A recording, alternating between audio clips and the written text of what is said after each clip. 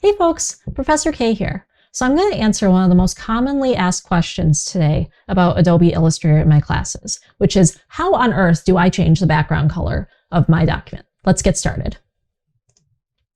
All right, so here we have a white background on just a plain old document that we've set up using print and normal paper resolution.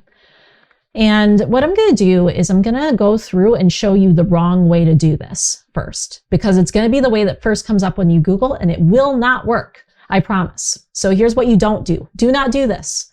If you go to document setup, if you try to change these options here, this one to, let's say, yellow, and this one, let's say, to yellow as well, and maybe you say simulate colored paper, you're going to hit OK, and if you're lucky, this will turn out yellow. If you're not, nothing will happen. In my case, nothing has happened. And I'm like, what's happening? You're going to see this tutorial for changing the background color a lot. And it is not the right way to do it. When you go to export, even if you can get this to show up properly, the background color won't come out. You will see nothing here but white paper. And the reason why is because this is just simulating colored paper. It's simulating what would happen if you printed your piece onto a literal yellow colored piece of paper. This is not what you want at all. You want the printer to print out the ink for the color. So we're going to take this out. We are going to actually cancel, and I don't know of a quick way to reset to default, so I'm just going to not save and bump back to my letter here. And now my document setup will be just like I had it before. I am not going to do this simulate colored paper business. We need to draw out a rectangle in order to get the ink from that printer to print. So here, let's use the rectangle tool. Let's change this to a yellow fill. And let's remove the stroke by clicking on the stroke to bring it to the foreground, and then clicking this none here.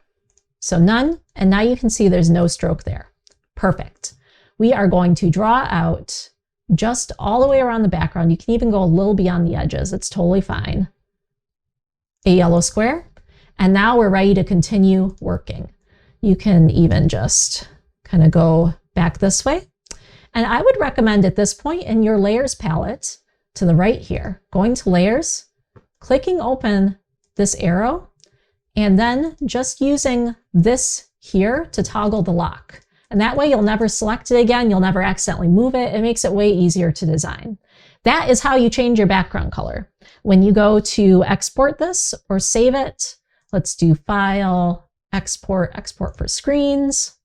Now you can see when we export the artboard, it will have that yellow background. So if you were having any problems at all with your background color, if it's just not showing up, you're not seeing it when you export a JPEG or print to your printer, that's probably what's happening. Do not use document setup for this. Just draw out a rectangle, lock it in your layers, and be done with it. I hope that helps you. I know that's a big stumbling block for lots of people, and it's very unintuitive to change this in Illustrator.